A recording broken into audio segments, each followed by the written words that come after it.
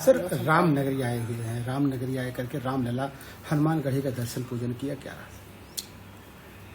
देखिए, ये हमारे सनातन संस्कृति का सर्वोत्तम स्थान है और भगवान रामलला का जिस तरह से विराजे हैं और जो सकारात्मक ऊर्जा यहाँ से निकली है वो पूरे देश को आनंदित कर रहा है। हर के मन में इनके दर्शन के लिए लोग लालायित है और हमें भी अकस्मात, हम तो बनारस आए थे भगवान विश्वनाथ का दर्शन करने। हमारे जो गुरु हैं जिनका मंत्र हमने ग्रहण किया है, महंत नृत्य गोपाल दास जी का, और स्वच्छता को सुन करके हमने अकस्मात प्रोग्राम बनाया और भगवान राम लला का दर्शन हुआ, उनका भी दर्शन हुआ, गुरु जी का भी। और निश्चित तौर पर अयोध्या काफ़ी बदला हुआ है, वैकुंठ धाम की तरह अयोध्या सज रही है। हमारी शुभकामना है प्रधानमंत्री और मुख्यमंत्री जी को कि जिस तरह से देश के प्रधानमंत्री नरेंद्र मोदी जी और उत्तर प्रदेश के मुख्यमंत्री योगी जी अयोध्या को सजा रहे हैं। अयोध्या सनातन की संस्कृति का सर्वोत्तम स्थान बन रहा है। निश्चित तौर पर हर माँ भारती के संतान गौरवान्वित है। सर, आपने भगवान रामलला का दर्शन किया, उनके सम्मुख हुए, क्या रहा आपके मन में, क्या मांगा भगवान रामलला से? आप भगवान राम के ससुराल से भी आए हैं। देखिए, राजा राम को भगवान राम हमारी माता जानकी साक्षात लक्ष्मी स्वरूपा ने जो ताकत प्रदान की है अयोध्या, और उन्होंने माता ने अब कही कि लौट चलो रघुराई अवध को, तो अब माता और पिता दोनों से हमने कहा कि फिर इस बार बिहार आप अपने ससुराल माँ जानकी के जन्मभूमि जनकपुर चलिए। जनकपुर भी पूरी तरह से अवध के स्वागत के लिए खड़ा रहेगा और बिहार के अंदर नए बदलाव हुआ है। यह बदलाव का असर बिहार में भी दिखाई पड़ रहा है, क्योंकि बिहार सांस्कृतिक विरासत का केंद्र बिंदु रहा है। और वो सांस्कृतिक विरासत, मैं आपको जानकारी दे दूं कि अगर जो यहाँ त्रिवेणी है, 3 भाषाओं का संगम है, अवध, ब्रज और भोजपुरी, तो बिहार भी पंचामृत है। मैथिली, मगही, अंगिका, वज्जिका और भोजपुरी का, तो ये त्रिवेणी को पंचामृत से स्वागत बिहार करेगा।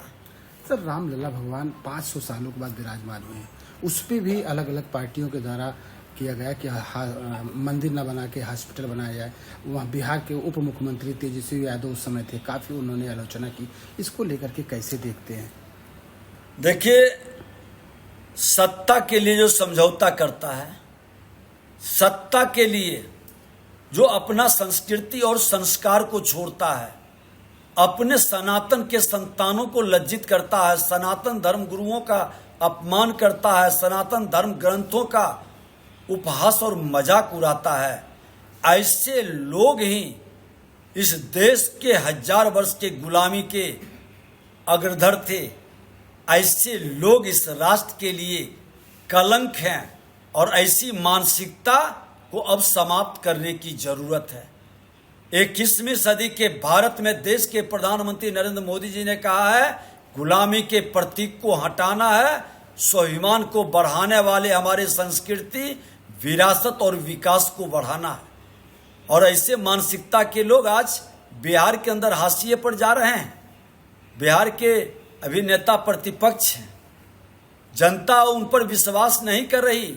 जो जाति के जहर के लहर का कहर ढा करके सत्ता तक तत्कालिक लाभ उठा के पहुंच जाते हैं, ऐसे लोग अस्थायी नहीं हो सकते। अस्थायी वही होगा जो सबका साथ सबका विकास की बात करेगा। सर, बिहार में नौकरी की बात की जाए, काफ़ी नौकरियां दिया जाए, लेकिन उसका पूरा श्रेय तेजस्वी यादव लेना चाहते हैं। मैं आपको बता दूं कि बिहार के अंदर जो विभाग मेरे अंदर है, पथ निर्माण विभाग, उसके मंत्री उप मुख्यमंत्री के रूप में तेजस्वी यादव जी थे। एक भी नौकरी उनके पास, 5 विभाग था, वो बता दें कि अपने विभाग में एक भी नौकरी दिया हो। जो भी नौकरी था वो विभाग तो मेरे जिम्मे, भारतीय जनता पार्टी के जिम्मे था, जदयू के जिम्मे था। उनके विभाग के अंदर नौकरी एक भी नहीं दिया गया। और जिस शिक्षा विभाग की बात वो करते हैं, उसके शिक्षा मंत्री तो रामचरितमानस पर प्रवचन दे रहे थे। रामचरितमानस पर क्या क्या भद्दी भद्दी टिप्पणियां कर रहे थे। शिक्षा विभाग के अंदर वो जाना बंद कर दिए थे। सेक्रेटरी की लड़ाई में वो क्या क्या तमाशा बना था। ऐसे लोग विकास के लिए नहीं, परिवारवाद की विकास के लिए, परिवारवाद की जिम्मेदारी बढ़ाने के लिए अपराध और भ्रष्टाचार को पोषित करने की राजनीति करते हैं। ये व्यक्ति सामाजिक सौहार्द का दुश्मन है। समाज के शांति के प्रति इनके मन में कहीं से कोई संवेदनशीलता नहीं है। और इस तरह के मानसिकता के लोग आज इंडी गठबंधन के अंदर जो एक बैनर तले आए हैं, वो अपने परिवारवाद की जिम्मेदारी और जनता की लूटी हुई गाढ़ी कमाई बचाने के लिए ये सिर्फ एक प्रोफेशनल पॉलिटिशियन के तरह काम करते हैं।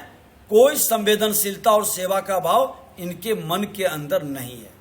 सर, बात की जाए पुल की, पुल निर्माण की लेकर करके काफी पुल बिहार में गिर गए, पूरे देश में इसकी चर्चा हुई। क्या उन्हीं के समय में ये पुल बने हुए थे? क्या कारण था? ये कैसे गिरा था? मैं आपको जानकारी दे दूं कि पथ निर्माण विभाग के अंदर मात्र एक अगवानी पुल गिरा। उस समय नेता प्रतिपक्ष ही पथ निर्माण मंत्री के रूप में जिम्मेवारी संभाल रहे थे। और जो भी पुल आप गिरा हुआ सब देख रहे हैं, वो ग्रामीण कार्य विभाग का जिला परिषद के द्वारा बना हुआ या अन्य दूसरे पंचायती वातावरण में छोटे छोटे।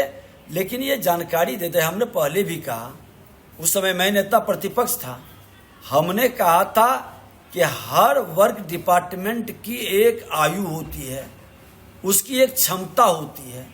हमने पथ निर्माण मंत्री बनते ही 10,000 से ज्यादा पुल पुलिया का सर्वे करवाया, जिसमें लगभग 400 के लगभग ऐसे पुल पुलिया निकले हैं जो कहीं न कहीं आज अपनी आयु उसके जितनी क्षमता होनी चाहिए उस समाप्त हो चुका, 50 वर्ष 60 वर्ष पहले का।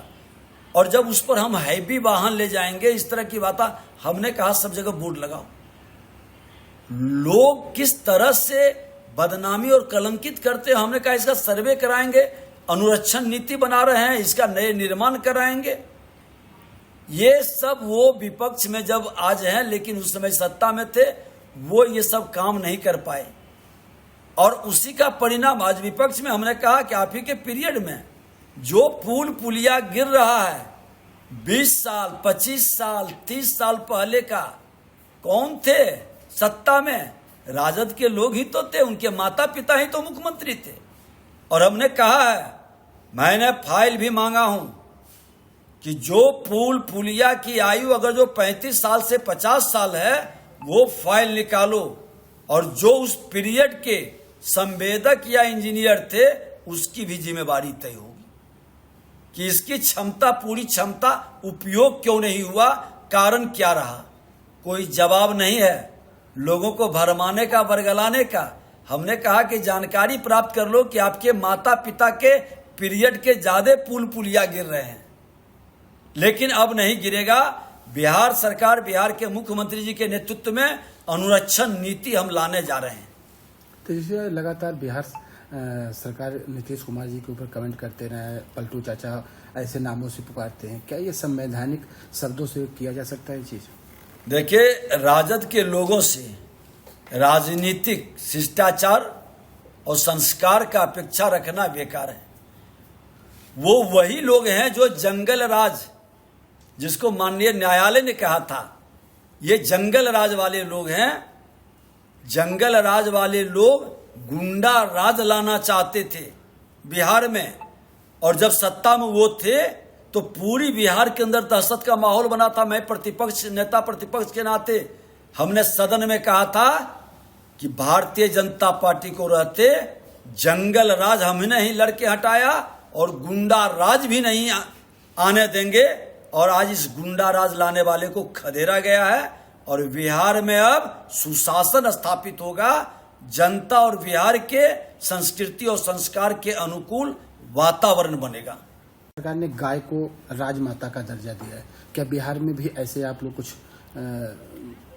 आपको जानकारी होनी चाहिए कि उत्तर प्रदेश और बिहार गाय को हम माता का दर्जा तो बहुत पहले से दिए हुए हैं सामाजिक स्तर पर। जी। हम लोग तो मानते ही हैं, जब माता की दूध हमको जीवित नहीं रख पाता है, कभी कभी ऐसी परिस्थिति उत्पन्न होती है, तो गाय ही हमारी माता बनती है, उसका दूध से हम जीते हैं। और हम तो माता के रूप में गौ माता पर सभी देवी देवता को निवास करते हैं। ये सामाजिक मान्यता है, और सामाजिक मान्यता को झूठी धर्मनिरपेक्षता अपनाने वाले लोग अपने धर्म की अवहेलना करते हैं। भारतीय जनता पार्टी हमेशा गौ को मानती है, और जो भी इस राष्ट्र से प्रेम करता है वो भी गौ को माता मानता है। कब तक राजनीतिक माता माना जाएगा कि जिससे लोग उसको सताने वाले, उसको मारने वाले के एक डर हो, या फिर कानूनी कार्रवाई का डर हो? देखिए, अब तो धीरे धीरे वातावरण बदल रहा है, लोग स्वीकार भी कर रहे हैं, और मन के अंदर ये माहौल और सहिष्णुता का माहौल भी बन रहा है। और गाय हमारी माता है, ये बात सबको समझ में आ रही है। इसलिए जो काम हम और आप नहीं कर पा रहे हैं, वो काम सामाजिक स्तर पर समाज के दबाव में लोग निर्णय लिए हैं, आगे लेंगे, और ये सच को स्वीकारेंगे। बिहार सरकार कब तक राजमाता घोषणा कर सकती है? हमने बता दिया कि बिहार सरकार तो पहले से ही उसको माता मान रही है। सर, कांग्रेस संविधान बचाओ संकल्प सम्मेलन करने जा रहा पूरे देश में, इसको संविधान बचाओ सम्मेलन कैसे किया जा सकता है जबकि संविधान जो संविधान का अपमान करने वाले लोग हैं, जो संवैधानिक संस्था को लज्जित करने वाले लोग हैं, उंगली उठाने वाले लोग हैं, चोर मचाए शोर, ये वही लोग हैं जिनका दोहरा चरित्र है। संविधान का आपातकाल लगाकर संविधान की हत्या किया गया, संवैधानिक संस्था को तहस नहस किया गया, आधी रात में विधानसभा, बिहार विधानसभा को भंग किया गया। ये कई स्टेट के भली सरकार को, बहुमत की सरकार को भंग कर दिया। ये संविधान के साथ एक बार नहीं, कई बार हत्या करने का प्रयास किया। लोकतंत्र का ये हत्यारे लोग संविधान बचाने के नाम पर फिर संविधान के हत्या का खेल खेलने का षड्यंत्र कर रहे हैं। ऐसे मानसिकता के लोग को जनता जानती है, और बिहार की धरती भी पहचानती है, क्योंकि बिहार लोकतंत्र की जननी की भूमि है। लोकनायक जयप्रकाश नारायण इस कांग्रेसियों को जब संविधान का आपातकाल के माध्यम से हत्या करने का प्रयास किया था, तो बिहार ने ही शंखनाद किया था। और ये संविधान बचाओ नहीं, संविधान की हत्या करने का संवैधानिक संस्था का माननीय न्यायालय हो, सीबीआई हो, ईडी हो, इनकम टैक्स हो, सबको अपमानित करने का, चुनाव आयोग के बारे में भ्रम फैलाने का खेल खेलते हैं। जब जेल सजा होगी तो आंदोलन करेंगे, बेल होगा तो ढोल बजाएंगे। ऐसे दोहरे चरित्र नौटंकीबाज लोगों के ऊपर जनता की विश्वास अब कतई नहीं है। सर, यूपी और बिहार में उपचुनाव होने, यूपी में 10 सीटों पर, बिहार में 5 सीटों पर भाजपा गठबंधन कैसे तैयारी कर रही है और क्या परिणाम रहेगा? देखिए, भारतीय जनता पार्टी तैयारी नहीं करती है। भारतीय जनता पार्टी सेवा के भाव से काम करते रहती है। हम लगातार सेवा करते हैं, जनता मालिक है, हमारी मजदूरी समय पर वो दे देती है। परिणाम की हम चिंता नहीं करते, सत्ता के लिए समझौता नहीं करते, हम तो सेवा करते हैं, सबका साथ सबका विकास का संकल्प लेकर बढ़ते हैं, और हमेशा हम तैयार हैं। भारतीय जनता पार्टी जनता के ऊपर विश्वास करके चलती है, और इसलिए जब भी चुनाव होगा भाजपा के ऊपर लोगों का विश्वास बढ़ेगा। जो जातीय जहर के लहर का कहर ढा करके सत्ता में पहुंचना चाहता है, वैसे मानसिकता तात्कालिक लाभ प्राप्त कर सकता है, अस्थाई नहीं होगा। अस्थाई भाजपा होगा, जो तीसरी बार हरियाणा जैसे स्टेट में फिर से आई। सर, हरियाणा और जम्मू कश्मीर के बाद फिर दिल्ली हुआ, महाराष्ट्र हुआ, वहां पे चुनाव होने वाले हैं, तैयारियां चल रही हैं। कैसे रहेगा भाजपा गठबंधन, क्या करेगा? देखिए, हर माँ भारती का संतान ये समझ रहा है कि ये इंडी गठबंधन के लोग जिस तरह से देश को कमजोर करना चाहता है, आतंकवाद, उग्रवाद जिस तरह से इन्हें पोषित किया था, पूरे देश के अंदर भय का वातावरण बना था। आज देश के प्रधानमंत्री नरेंद्र मोदी जी आतंकवाद और उग्रवाद को लगभग समाप्त कर चुकी, अपराध और भ्रष्टाचार पर इनकी दबिश बढ़ चुकी है। अब मां भारती के संतान हर भारतीय को यह सोचना है कि हमारा राष्ट्र एक सशक्त, मजबूत, विकसित राष्ट्र के रूप में कदम बढ़ाए या ये परिवारवाद की जिम्मेदारी आगे बढ़ेगी। अब निर्णय उस पर होगा और जनता सही निर्णय सही वक्त पर करेगी। सर, आखिरी सवाल आपसे, दीपावली आने वाली है, भगवान राम की नगरी अयोध्या के साथ पूरा प्रदेश सजाया जा रहा है, भव्य दीपोत्सव मनाने की तैयारी चल रही। वहीं माँ सीता के मायका सीतामढ़ी में या बिहार पूरी लेकर के दीपावली का कैसा माहौल रहेगा, क्या तैयारी करेगी सरकार करेगी? निश्चित तौर पर बिहार भगवान राम का ससुराल है, माँ जानकी का नैहर है, और रामलला की धरती सजेगा तो माँ जानकी की भी धरती सजेगा। बिहार की संस्कृति की गूंज, वहाँ के पंचामृत इस त्रिवेणी को भी सुनाई पड़ेगा, और त्रिवेणी की पवित्रता से पंचामृत की मधुरता और बढ़ेगा। ये दोनों का समागम, शक्ति भक्ति, जो मुक्ति का स्थल बिहार है, निश्चित तौर पर एक नए सांस्कृतिक विरासत का पुनर्जागरण का ये वर्ष होगा। कितना भव्य होगा इस बार की दीपावली बिहार और उत्तर प्रदेश? मैंने तो बता दिया, रामलला विराजमान हो चुके हैं। मैंने तो बता दिया कि रामलला आ गए हैं, तो रामलला को अब ससुराल जाने की भी बारी है, इसलिए वहां तैयारी जबरदस्त है।